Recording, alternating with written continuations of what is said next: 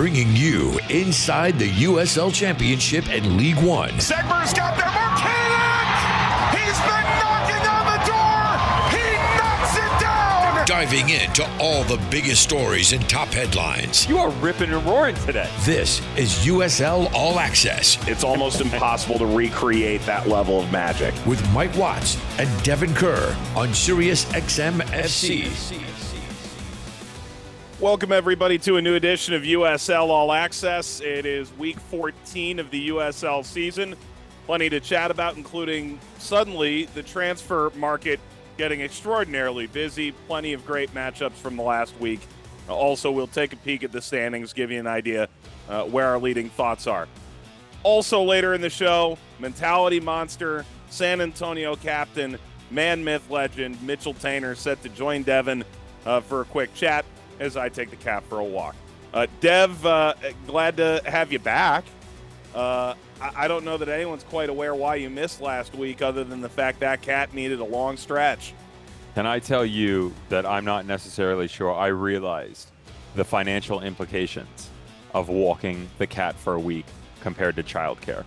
It's a lot more expensive than you would think. Those little guys are very expensive, and I'm talking about the four-legged feline, not the two-legged humans that I'm chasing around. Okay. It was a delightful week off. Do we want to talk about why I wasn't here? Because I didn't have a voice? Well, there was that. There was that. Nicholas Murray, thought he was great. He was. First-time caller, long-time listener, right? Dude had a lot of opinions he'd been waiting to get off his chest. I love it. I tell you, man, one of the things that I dislike the most, I understand why, but in this process of going to games and things like that, we obviously don't get a ton of opportunities to be on site for matches. The final every year with him cannot be the only time that we get a chance to talk with him. Walking encyclopedia, what a resource.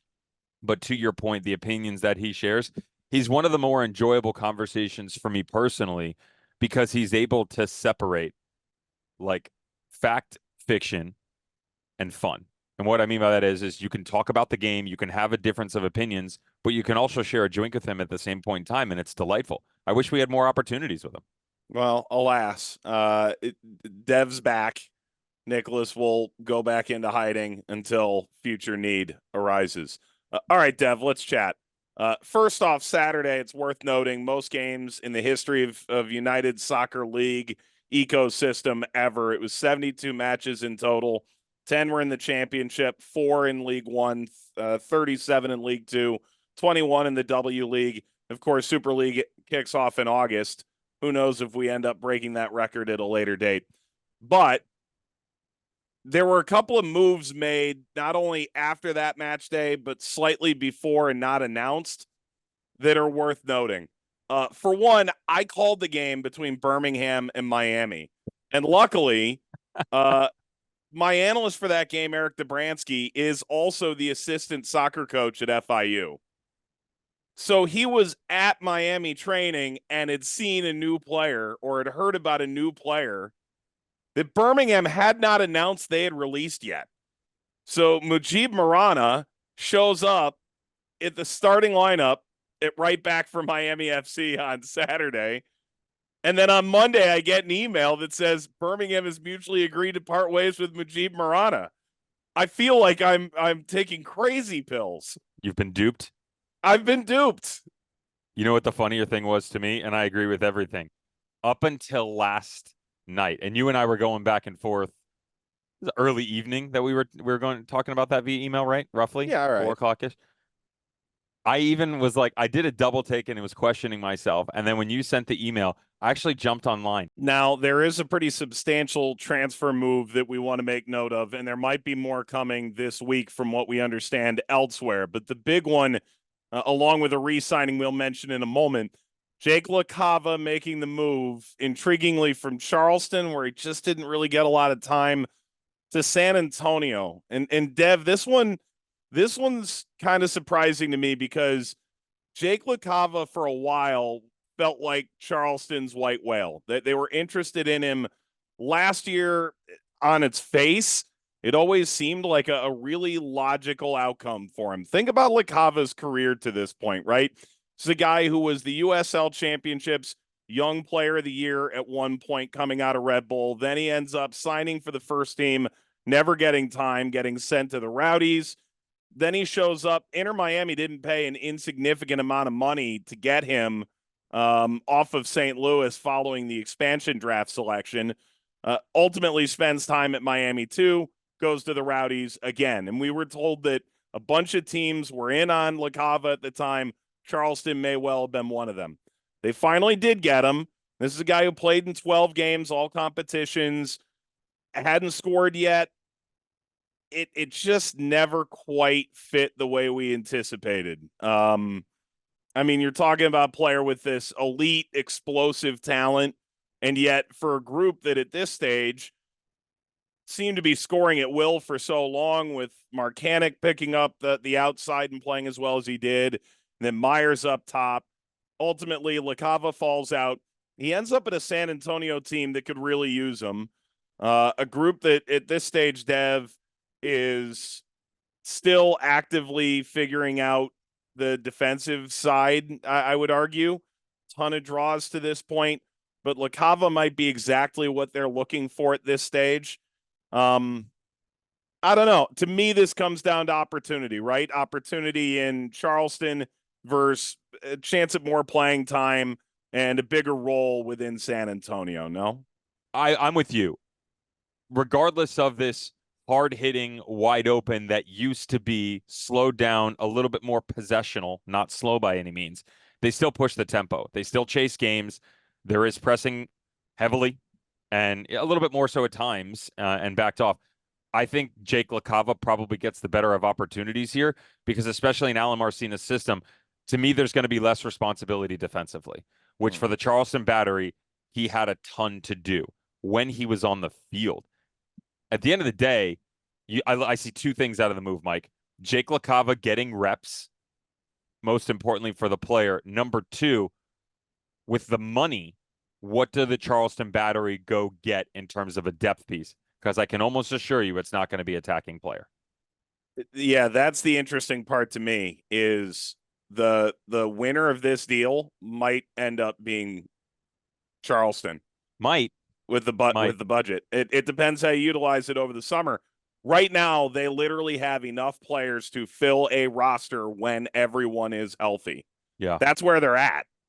So for them to give away a major depth piece that we thought coming into the year was going to fit a heck of a lot better than it has for cap space, essentially, right? Call it what you want, but to free up budget is how this works out. And get some kind of transfer fee, likely small. I mean, that's the question to me is how they use it is going to be everything.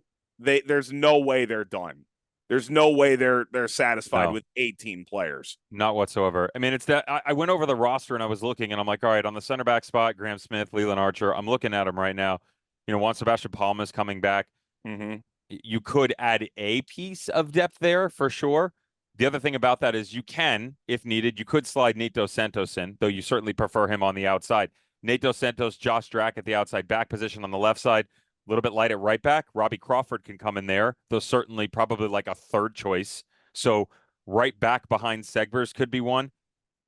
Chris Allen, Aaron Malloy, Emilio Icaza, Arturo Rodriguez. You have four potential all-league players for 3 spots. You're fine potential, there. And you can also, again, the depth of Robbie Crawford goes in there too. Like outside, you just got rid of one that could have been a 9 or a winger. So to me, this is a defensive move, the ability to give yourself some depth there, and also the possibility of pushing Mark Segbers a little bit further. I know they love him, but you bring someone in that's going to give you reps as this season continues to go on. They're going to have no problem rotating the way that team plays. Yeah. The thing to me is we just saw them down 3 guys and saw it got tight, really, really tight. Is there any let me ask you this. Is there any chance whatsoever? I want to look something up before I put my foot in my mouth. Is there any chance whatsoever that with this move, the Battery decide, and I'm looking at the lineup, Is there something going on behind the scenes with Adam Grimness that we don't know about? I know we know about the injury. I know we know he got injured, but I'm just speculating. I truly know nothing. Remember, depth piece, possibilities. If it's Kuzemka, Grinwis has missed, I believe, 3 games now, Open Cup and 2 league games. Yep. We were told he was injured. Is there a possibility that something has gone awry? It's taken a negative turn, because if it has, and you would hate for that to happen, they have no backup whatsoever outside of the child, respectfully, for Kuzemka. We talked about his awesome story, flying back from Open Cup. Again, I don't know anything. I would hint if I did. Possibility. Yeah, I would say the plan was always to get him back. They had a bye last Saturday. They play this coming Saturday. The plan was always to get him back for this game. Yeah. But again, that's why I'm saying it's full speculation. There is no truth to what I'm saying at all. I'm just throwing a paper towel at the wall, seeing if it sticks. Yeah. No, 3 games was, even going back to the Open Cup, the thought was if you get the break there, you were talking like 20 days to come back from a broken nose. Was the theory. But to your point, we saw how tenuous that was out at Monterey Bay. It's not all that appealing to have an 18-year-old sitting on your bench at the most important position when we've seen it, right? Like Louisville going 5 keepers deep. Like, it's also a position where you can go get an emergency loanee from somewhere that can stop-gap if you really needed it. Remember in 2019 when John Hackworth had 27 goalkeepers come through the roster and they still found a way to get to the final? That's what I'm saying. As we're talking to you right now, that 26 hours from now, 9 o'clock on Wednesday night, that Jake LaCava is not in a San Antonio uniform, but on the weekend that Justin Portillo can step right into the lineup.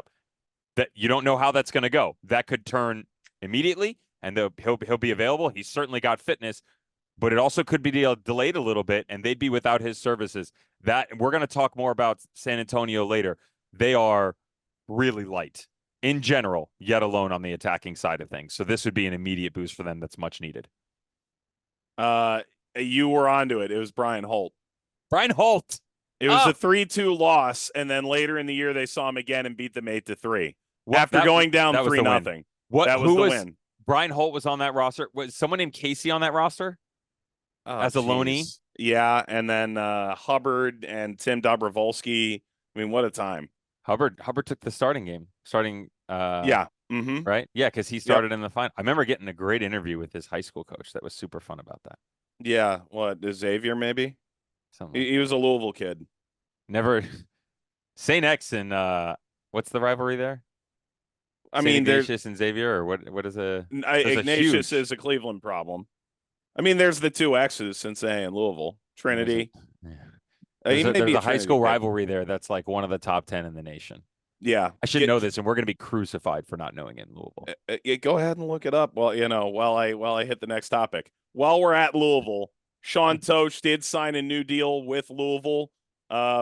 Center back, multiple-time All-League Defensive Player of the Year finalist, has never missed a penalty in his life in the run of play. It's interesting, right? They went to the 3-back. It's worked. You've got 4 for 3. Danny sort of always has, Danny Cruz, a selection problem there. Kyle Adams has missed the last couple of games. Sean's picked up the role. So far, so good. Ultimately, this will lock him into his mid-30s. This could be setting him up to finish his career ultimately in Louisville. Finish his career there, become a locker room piece even more, that if there's a transitional moment, which we may be seeing play out before our eyes, and they continue to go younger, he's still a locker room guy to hold that group together, be the leader, be the impactful piece when necessary, whether it's from the spot in the middle of play or it's off the field. And also, we've seen a lot of guys come out of that group, specifically the originals, Mike, that have become very successful early on, not head coaches, but within the academy, moving into assistants that have come out of Louisville. Paolo Del Piccolo is just getting started there. George Davis IV started with the academy, became an assistant on the first team as well, and then moved into the front office. Luke Spencer is now the first assistant in Tulsa. There's a ton of talent there playing-wise, but these guys have incredible footballing brains and have aspirations beyond the 90 minutes once their careers are completed. All right, Dev, let's hit a couple of topics real quick before we head to break. For one, last Wednesday, Nicholas and I previewed it, CBS Sports Network. It was Monterey Bay and Charleston, finished 0-0. That was all it ever was. Oh. Am I off base? No. Okay. Respectfully, do we have to talk about the game? No, I'm saying deserved 0-0. Deserved 0-0. Let's put it this way. Devon had no voice, barely had a voice coming into the game, and I've never been so grateful, as I'm sure the fans were as well, that I barely had to speak. Yeah, true enough. There are moments. There are moments, man. You just put your hands up like I'm good. I'm good. I don't need to say anything there because it was poor to say the least. It was a quiet game, rotation, what have you. St. Xavier and Trinity are the two high schools. Man, I'll tell you what. What is Louisville's high school still? It's not. Is that Papa John's Park? What is it called? High school? The U of L football stadium? Yeah. That is rocking. Like Daddy 3/4 Jonathan's full for that high best. school game. Insane. Just people lining the streets. It's like I felt like I was going to the Kentucky Derby. Yeah. Just minus the suit and mint juleps and alcohol having to work. And I said could have been non-alcoholic. You assumed, my friend. Never assume in this business. They sold over 200,000 O'Douls at the last meeting of this. Bingo. Not That's true. right. Not true. I bought them all, let me tell you. Yeah. Dev, now there are none. Rowdies beat Sacramento, the final unbeaten team. Fallen. A lot of draws for Sacramento along the way. They've also had to deal with staying alive in the Open Cup, the injuries that they've suffered through. Charlie Dennis gets a 60-yard ball from Jordan Farr, dribbles Vidiello, scores the lone goal. That's just after an hour. Fine. Yeah, move on. Yeah. Move on with it. They've got bigger problems with Russell Cicerone and Rower Lopez, regardless of the addition of Justin Portillo. I'm not worried about Sac, but there's a long way to go. And to sit here after they've played 12 games, they were unbeaten through 11. For New Mexico United to have a game in hand and have the lead kind of tells you how the year's gone. Just enough at times. Mark Briggs has been very clear about the fact that this is far from a completed project. We can get about 60 minutes of what we're capable of. That other 30 minutes in gray area has caused a lot of indecisions and mistakes that has made them struggle and pull up a lot of draws. Yep. All right. Uno mas. Loudon moves to 7th, and their number one fan is over the moon about it. Blew up soccer Twitter because no one saw it coming. LeBron James, noted Loudon United supporter, out here giving props after a 3-0 Loudon win over FC Tulsa.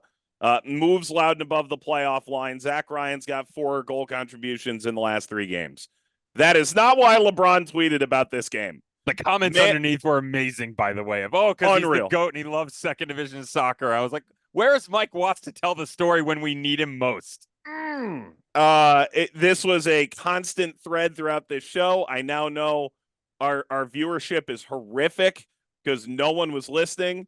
Either they didn't want to hear it or they just didn't. Or they heard it and they don't involve themselves with social media. I heard it and I didn't respond on social. You're darn right. LeBron, high school, Akron, St. Vincent, St. Mary. His high school coach, Keith Dambrot, ended up at Duquesne, had that great run, ended a 50-year stretch without going to the tournament. Keith's son, Robbie, former Hound, current Loudon United player. Really simple. Man, myth, legend, Robbie Dambrot. LeBron was in high school around the time Robbie was born. Correct. Yeah, actually it was before Robbie was born. But like Keith Dambrot got flown on a private jet out to LA to go record LeBron's podcast with potentially his future head coach, JJ Redick. That's how close they remain. So, cool for Robbie. Nice star turn. It's going in the highlight reel. Yeah. He doesn't need to get picked up by another team, but yeah, he's got Ryan Martin. He doesn't need to go anywhere. Come on, man. Can I tell you, it made my heart blossom. We have a new producer who handles some games at USL Productions named Emma Watson, and that is really her name. And she was blown away that LeBron, on her first weekend of doing games, is tweeting about her game. I've got bad news. It will not sweet. happen again. Poor thing.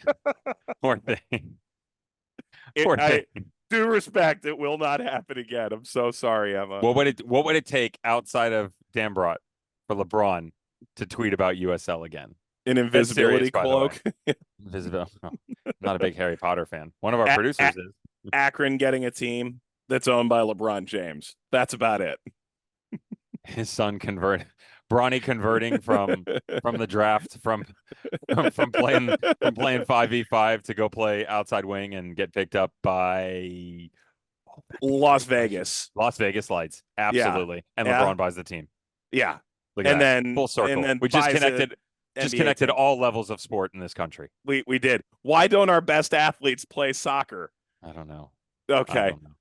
When we come back, Mitchell Taintor, San Antonio captain, joins us ahead of his game against El Paso on Wednesday night. It's our highlight game on CBS Sports Network, 9 p.m. Eastern time. It is Copa Tejas. He'll walk us through that and what a mentality monster really is. That's all coming up next here on USL All Access. Let's get back to USL All Access on SiriusXM FC with Mike Watts and Devon Kerr. Welcome back, everybody, on this Tuesday edition of USL All Access, June 4th, 2024. We're about 40% of the way through the season. You know I don't do math very well. That's why I leave it to Mike Watts. He's actually out walking the cat right now. But I brought a favorite guest of mine in. Good buddy. Love what he's always been doing, what he's done, this, that, and the other. Mitch Taintor. Does anybody call you Mitchell anymore besides Mom? Because you're the guy who's always led San Antonio. We'll talk about the titles in a second. But Mitchell is the one where you whip your head around and go, oh, no, what did I do? Yeah, no, honestly, it's my mom and my wife. So those are the only two that get the pass for calling me Mitchell. And I'll give it to you today just because you're my boy. Respect. Appreciate you, buddy. Thank you, as always, for joining the show. Mitch Taintor, leading the back line for San Antonio FC. Let's talk about where you guys stand right now. San Antonio, quality win on the weekend, by the way. 4 winless, 5 overall if you include Open Cup play. So great to get back on the positive foot. Currently sit 5th in the Western Conference. 4 wins, 3 losses, 5 draws, 17 points in what is a crazy, Western Conference. We'll get to that. Just kind of talk to me broadly about what the season has been like so far for you guys. Yeah, it's been super chaotic. Obviously, we had a lot of turnover in the offseason. And a lot of teams have turnover, but the way that our turnover went, it was so close to preseason, then in preseason, then right before the season, Connor Maloney, Santi Patino, and Mohamed Abu, which were 3 pieces of our spine. So it's been great having all these new guys in, and we're putting these pieces together, figuring where everyone fits. But yeah, it's been quite a transition, but it's something that we're all embracing together, and we're moving forward together, and we're still in a really good position in the conference. Let's stay on that transition. And I think it's one thing to lose an impactful player. It's another thing to lose dressing room guys that help give you minutes, that keep the culture and the morale up. You guys got all of that. I mean, in the worst of ways, and yet, to your point, still surviving. The names: Jordan Farr, right, to the Tampa Bay Rowdies. Fabian Garcia goes to Vegas. Santi to Vietnam. Whether it's loanees or longtime staples, PC, Connor Maloney, Taniolo Washei, right? His opportunities now coming forth for him. Sam Adeniran, right? Back to St. Louis City. Regardless of length of time, impactful players, part of the community, part of the environment, and the foundation that was set under Alan Marcina in 2020. But that's a changeover now. Just kind of, it's one thing to say we're all in this together. It's another to try and replace those guys or create success that quickly. So kind of walk me through what the growing pains have been like, and how do you create that success again? Yeah, I mean, you can't replace guys immediately like Tanny and Santi and Jordan's personality, and then you've got Connor Maloney. Like, you're not going to find those pieces right away. And it's the new guys coming in, finding out what role they want to play and putting them in the best position for success so we can endure this transition, because obviously there's a big gap for players to learn when you come to San Antonio. It's much different than any other club, and so you kind of have to find what everyone's best strengths are on the field, and personality wise, energy wise, mentality wise, you kind of have to get a good gauge on where everyone's at, what everyone's strengths are. And I think the first couple months of the year, that's what most of our transition has been about, because we know everyone coming in can ball. Alan's a great recruiter. He brings in top players. So that wasn't the question, but, a big part of who SAFC is the mentality that we all have and that we build together. So it's taken some time, but I feel like we're on the right path now. I feel like everyone's kind of fallen into place within the team. We all know what we're bringing, and I think it's only up from here. You talk about that mentality, self-branded to start as the Mentality Monsters in that incredible record-breaking 2022 USL Championship season that saw you garner individual accolades as high as the USL Championship Defender of the Year. Of course, the team taking down the USL Championship title. Self-branded is where it started, but fully encompassing every single player in that locker room and then carrying over what you guys are all about. Do you guys, how does one understand if you're a Kendall Burks, a player that comes from Washington, obviously as a transfer, comes from Washington, goes to MLS, how does a guy like that come into a dressing room on this mentality monster idea? How do you get someone to embrace something like that? Yeah, I mean, it's a funny question. It's a difficult question to answer because, he's a really good dude. I love Kendall. He's a fantastic player, has huge potential. And we talk about his game and, I'm like, hey, what do you want strikers to think of when they play you? And he's like, I want them to fear me. I want them to know that I'm a good player, but I want them to fear me too. And I said, all right, well, what are you doing to make them fear you? Like, how can you embody what you want other people to see you as? And so it's not me kind of forcing the mentality on him. It's almost having him think a different way about himself and being that monster. He wants to be that monster. I'm like, okay, let's get there. You can do that. Let's tap into that side of you because you have the ability, you have the mindset and the will to want to do that. Let's tap into that. Let's help you learn how to go forward in that. Let's help you find your way in this league because he's got everything to be a top center back. He is a top center back. He's made me better. He's made everyone else on this team better. And I'm super happy to play alongside of him. And I'm really happy that we're getting this time together because I feel like his mentality is changing and he's growing a lot. He's learning a lot. So I think it's just, tapping into everyone's own mindset, knowing who they are and kind of what makes them tick and what do you want people to think of you? Like for me, that was a big thing as well. I had a chip on my shoulder. I wanted people to think of me a certain way. So that kind of fed into my mentality monster. We talk about mentality monster. It's not just what Mitch thinks a mentality monster is. Hey, Dev, you're on my team. What do you think your version of the mentality monster is? How do you grind every day? How do you put one foot in front of the other? What do you want people to think of you? So I think it's everyone's own version of that, especially in a transition period. Love that. Well said. An idea that's shaped and shifted by each individual for the quality of the whole. That's perfection, man. Well said. We're speaking with Mitch Taintor, defender for San Antonio FC. They will be doing battle tomorrow night against El Paso Locomotive, 9:00 Eastern time on CBS Sports Network. Mitch, before we get to a preview of that game, let's talk about the process changing a little bit under Alan Marcina. Took over for Darren Powell, 2020. Darren had kind of been the staple for that club for a long period of time.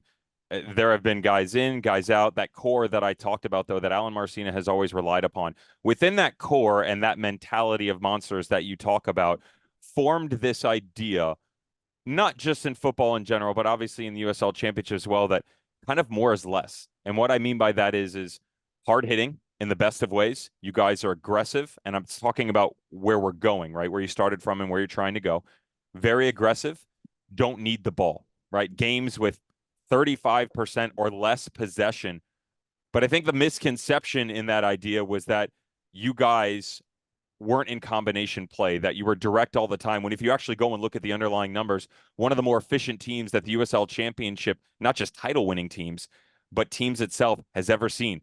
Reception of the ball up high, completion percentages at the final third, shots on target. People didn't take a look deeply enough at those numbers, and I carry a ton of respect for that. But the idea this year is to evolve into something a little bit different, right? New guys, new ideas under Alan Marcina. What are those new ideas? Yeah, obviously we want to be that high pressing, high intensity team. We want to bring that same mentality that we've been known for the last couple of years. That's made us really successful. So we're trying to transition that a little bit into what we're doing on the ball. And there are a lot of guys on our team with an immense amount of skill. And like I said, we have the mentality. So now it's about getting those guys the ball, setting them up for success. And in turn, the whole team's going to have success. Like Jorge Hernandez, I mean, we can play very direct, but Jorge, he needs the ball. We need him to have the ball. So we're trying to find ways to get our more talented guys the ball in facing forward in more positive positions. getting the other team to come to us so then we can kind of manipulate their movement as well. So we're evolving with the ball and without the ball as well. The people talk about our press. Our press is a little different this year as well. And I think it's there's beauty in that. I think the Guardiolism of the game is kind of taken over to where everyone thinks, oh, it's just tiki-taka, this and that. But there's so much more to the game than just the tiki-taka. Not everyone's Man City, not everyone's Real Madrid and Barcelona. And, we're not as good as those guys, So we have to play a little different than they do. But I love it. I feel like we're kind of all encompassing when it comes to the game. It's a very well-rounded game. And, I think people are seeing that this year. Most talented attacking guys up top, more of the ball. Is this a ploy for the Alan Marcina that we got to get you on the front line and get a golden boot going, or what, man? Oh man, I tell Alan, if you put me at striker, I'd score 15 a year, easy. But yeah, he hasn't taken the bait on that, so I think I'll be on the back line for the foreseeable future. Totally But get that. I will say I'm one of the leading goal scorers in SAFC history, so don't sleep on my goal scoring ability. You're actually one of the, in terms of open play goals, top 5 all time in USL Championship history for a defender as well. Don't know if you knew that. Wow. Very cool. Absolutely. Probably number one in last minute goals as well. That's a stat that I haven't looked up yet. I'm going to send my buddy who's out walking the cat, Mike Watts, into the depths of the vault to figure out exactly where you rank in that statistic. Western Conference this year is an interesting one, right? I know there's a lot of talk, rightfully so, about the Charleston Battery, about Louisville. We've certainly seen a change in the Tampa Bay Rowdies. Indy 11's on the uptick. The Western Conference is a disaster in the best of ways. So much talent, so tightly grouped together. Mike and I were talking about the fact that Sacramento just spent, three months, basically, almost 3.5 months, unbeaten, lose one game, and they're in second, right? It's crazy. There is currently, in terms of points, Monterey Bay sitting at 19 points at number 3. There's 7 points, which is only 3 games difference between Monterey Bay in 3rd and Las Vegas Lights in 10th. It's crazy. What are your views of the Western Conference currently? Yeah, I mean, it's a beautiful disaster, like you said at the beginning. But yeah, I think with where we're at in the season, I don't think we've gotten all the points that we believe we should have. I think we've dropped really big points in key moments during games throughout the year. I think there's a lot of positives to take from it too. We haven't been at our best and we're still 1-2 games off first place. So that's something that we can really take advantage of. And kind of working through these growing pains that, we're still in the race for it. And I think it's about just focusing on ourselves and not where we are in the standings. I think if we focus on ourselves, then the rest will take care of it. But it's a completely different conference than the East. Charleston, Tampa, Indy, and Louisville are, blowing teams out of the water. And you don't really see that in the West right now. And a lot of teams have, quite a few injuries and key injuries as well. You look at Roro and Cicerone out for a little bit, and that's in the last game against Tampa. I think they really missed those guys, so it's an opportunity for other teams to start moving up the Western Conference. But make no mistake, we've got a massive game tomorrow night against El Paso. I don't really care that they're in last place at the moment. They're a very talented team, a well coached team. I know Justin Dillon. I'm going to see him for the first time since leaving San Antonio, so I'm excited for that. But there's no easy games. Anyone can beat anybody, and that's what's made this mess of a Western Conference so tight. Talking with Mitch Taintor of San Antonio FC in the USL Championship. Mitch, I got you for about 2.5 minutes here. 2 quick questions. You just alluded to the match tomorrow night. El Paso Locomotive, the Western Conference wonder, always the top under the servant of Mark Lowry. Then it was Hutchinson. Then it was Claire Hout. Now it's Wilmer Cabrera taking over. Who knows for how long of a time? Certainly a talented roster. Give us a game plan for tomorrow night. I can't do that, but hopefully it'll be be a win for the good guys. That a boy. How about this? Here's a better one. If you could tell people one thing that you feel like you guys have to be successful at in order to win tomorrow night, what would it be? When we get our clear-cut chances, we need to put them away, and we need to put those guys in those positions. Well said. Last one for me. Diving into your background, and you and I'm fortunate enough to, I think we have a great relationship together. We trade ideas and talk all the time. I was going back through it. Stand out at the academy level for the New England Revolution, a Division I athlete, right? You gain our all-conference honors at Rutgers University. You're an MLS Super Draft pick, 59th overall in 2016. It's MLS, it's USL, only in the Western Conference, I might add. That's another conversation, another time. You've won USL Championship Defender of the Year. You put a star above the crest for San Antonio FC. In terms of what you want to accomplish within your career, what's next for Mitch Taintor? I want more rings. I feel like since I've come to San Antonio, my whole objective for my career shifted, and I want to win. I want to be a part of winning teams. I want to lead winning teams. I want to help the guys under me get better and feel the joy that I felt and the accomplishment that I felt of grinding through that year in 2022. And yeah, I just want to keep winning. Appreciate your time, brother. Thank you, as always, for joining the show. That's Mitch Taintor of San Antonio FC. His USL Championship squad will be doing battle against El Paso Locomotive, 9 o'clock Eastern time on CBS Sports Network. Number 5 versus number 12, an opportunity to continue their rise, positive form, up the ranks of the Western Conference. Thank you so much, Mitch. We'll speak to you soon, buddy, and we will wrap the show up on the other side of the break. Giving insight to all the biggest moments in Championship and League One. This is USL All Access on SiriusXM FC with Mike Watts and Devon Kerr. Welcome back, everybody, on USL All Access. Miss any part of the Mitchell Taintor interview, best way to watch it is on the USL YouTube page tomorrow, or listen back on the SiriusXM app. With Devon, Mike, let's get into some results from last weekend. Louisville have finally gone top of the Eastern Conference, and Danny Cruz has said for the last month and a half, we've heard everything. The players have heard everything. I'm pretty sure they're referring to me. It never got away from them. They always had the games in hand. They could always go top of the East if they handled their business, and they have. A 2-1 win over Miami FC. I don't know if the penalty won by Serrano was all that kosher. The Frank Lopez goal, to be fair, came out of nothing. I spoke to Danny Cruz on Thursday ahead of the Saturday game. I know their flight was delayed because I talked to him as he was in the airport. So he didn't bring it up, right? But flight delay, multiple hours. I was in Florida. It is hot as hell. It is humid. It's gross. The field is not good. There is no one in the stands. He wouldn't give credence to any of that. The midweek turnaround, none of it. But I will. They got a result on the road. That's what they needed. That's it. What have you been saying that got you into trouble? Remember week 3 or week 4? Charleston's the best team in the league by a mile. Oh yeah. He didn't say that either, but I did say that. You did say that. No, I did say that. And I tried to correct you. I said, no, dude, don't do it. Don't do it. No, you tried to save me from myself. Yeah, for sure. Okay, so a couple of things.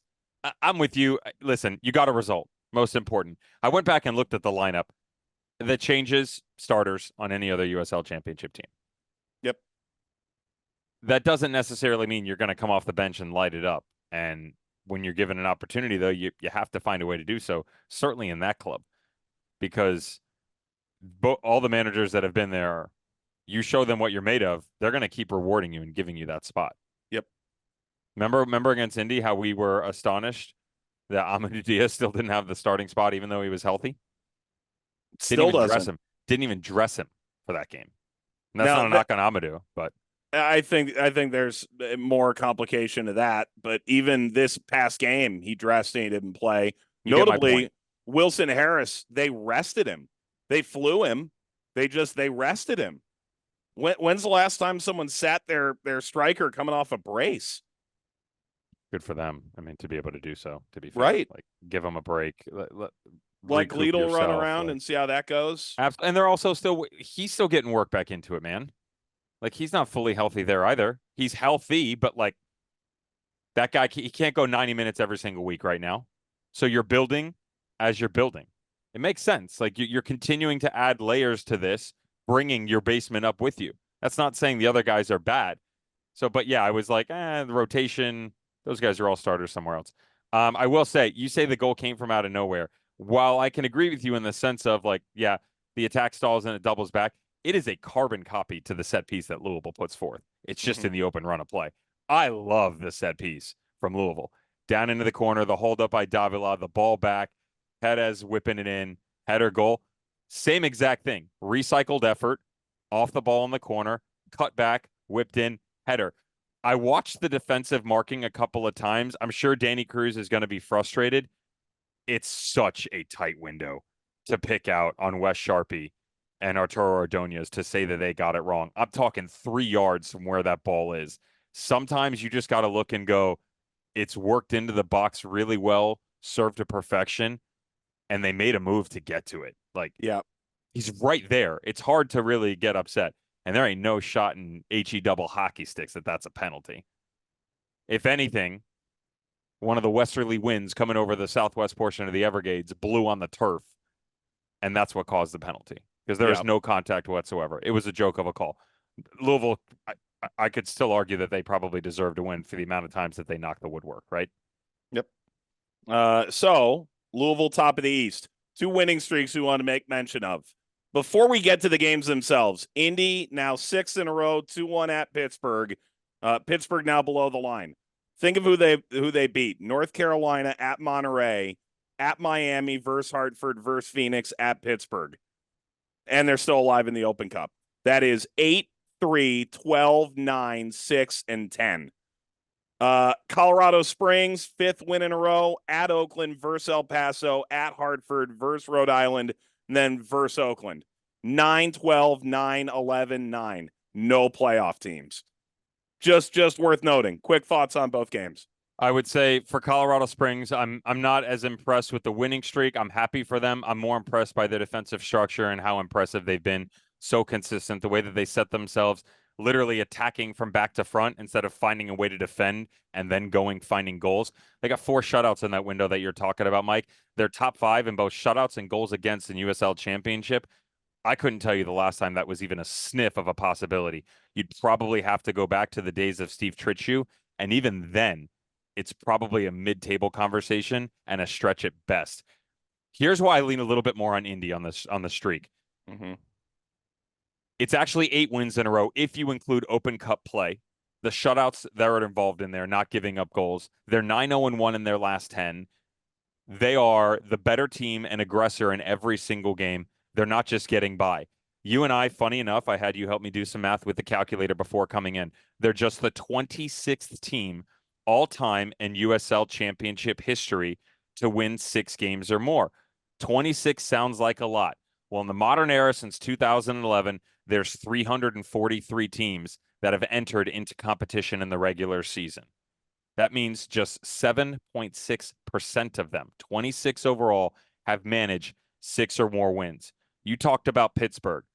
The back end of it, to me, the win against Pittsburgh, struggling or not, is the most impressive win because it's at Highmark. Pittsburgh, since Bob Lilly came into the league in 2018, Mike, have played 99 regular season home games. They have won 58 of them.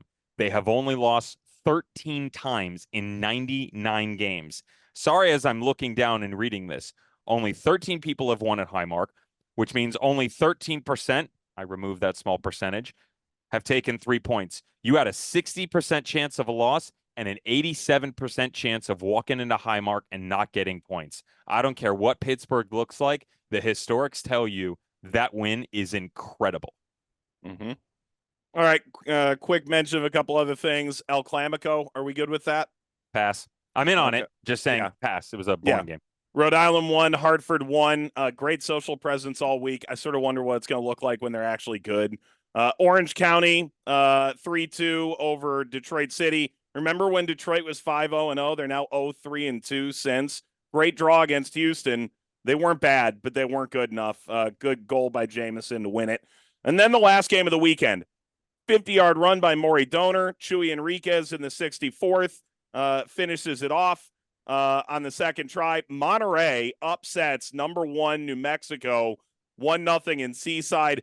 Siaha saved 2 penalties in the last 25 minutes with the lead to protect the win. That is nuts. Yeah, this is one where I put in the rundown. You got to see it to believe it, right?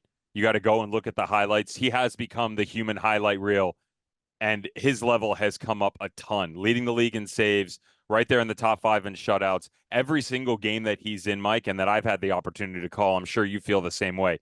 He produces something that is difficult to put words to because the save is that incredible. Up another level this year, and love what he's been able to bring to Monterey Bay. All right, when we come back, San Antonio and El Paso is our game of the week on Wednesday, 9 p.m. Eastern time on CBS Sports Network. Get you ready for that game. Mailbag, if there is anything, potpourri, the whole rigmarole. It's next here on USL All Access. You're listening to USL All Access on SiriusXM FC. Here are your hosts, Mike Watts and Devon Kerr. Welcome back on USL All Access. If you missed any part of the interview with Mitchell Taintor, look at the week's results. It's all on the USL YouTube page. You're also able to listen in on the SiriusXM app. But Devon, Mike, closing out the week here. Before we get to the mailbag and the game preview, I just want to make mention. The West is the weirdest table I have ever seen this late in the season. New Mexico is in first with a negative goal difference. Sacramento got their first loss in 2.5 months, and they're not in first. Monterey Bay went 6 winless, San Antonio 4 winless, and they sit 3rd and 5th respectively. Memphis went from 3rd to 7th in 1 week. Colorado Springs was one of the last 2 teams in the league to get a win. They started 0-6, and now they're in playoff position, or 0-5-1 with 5 straight wins. And then Oakland, Vegas, Tulsa, and El Paso are below the line. I'm shocked.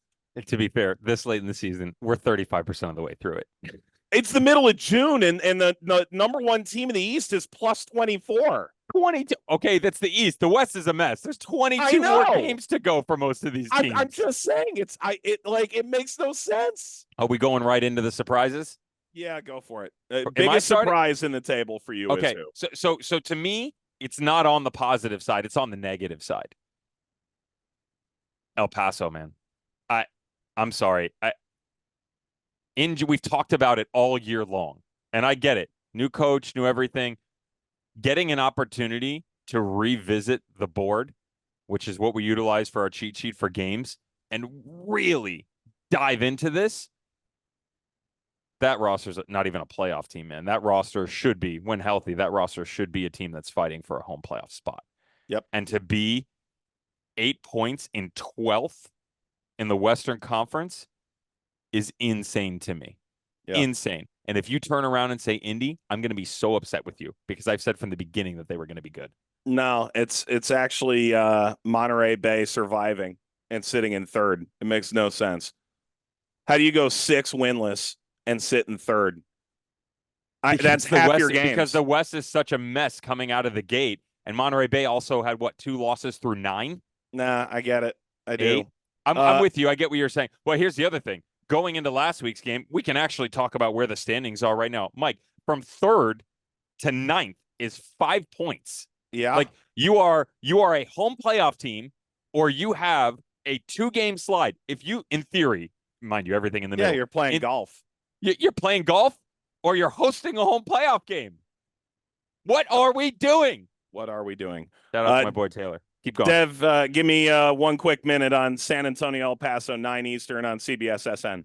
Survival mode as well, quite similar to Monterey Bay. El Paso Locomotive is trying to find an identity, and it's not going to happen overnight. So they are going to survive with the talent that I just mentioned under Wilmer Cabrera. He gets the best out of every player. I agree. Mike Watts said that to begin with. We've seen it every single stop that he's been at, including in MLS. They can play. Now, tactically, what is it going to look like? I expect them to be a little bit more hesitant, but they have such a good foundation within the midfield. They've got to find a way to get healthy and get through 4 or 5 games to see what the vision is going to look like on the backside. San Antonio, once again, has run themselves into the ground, has no fitness with their players that are healthy because they've had to handle so much because the roster is so light. So whether it's loanees coming in from other clubs, both USL, MLS Next Pro, and MLS, this team has decided they wanted to play a little bit more, but they're so shorthanded, they're trying to survive as well. If I'm Alan Marcina and I'm looking at what's at my disposal on the back line, I'm quicker in distribution. I am forcing things down El Paso Locomotive because of how fragile they are. Mitchell Taintor is back. They have the distributional capability. If Jake LaCava is there to play, 100 miles an hour, start to finish, for a team that at home, top 5 in points over the last 5 years. Use that to your advantage. Tempo is everything. Dev, did you learn anything in this show? I learned that still my favorite shirt and attire comes from 2022 and the gear that we were given. This is from the USL League One final. South Georgia Tormenta and Chattanooga Red Wolves. Love this shirt. Very comfortable. Forgot about it. All right, and I learned it's never the wrong time to celebrate the 10th anniversary for any team, including Orange County's last year. For Devon, Mike, we missed Mailbag. We'll get back to it next week. Thanks for watching, listening. We'll talk to you again next Tuesday night here on USL All Access. Good night, everybody. This is USL All Access. If you missed any portion of the program, listen back anytime on the SXM app.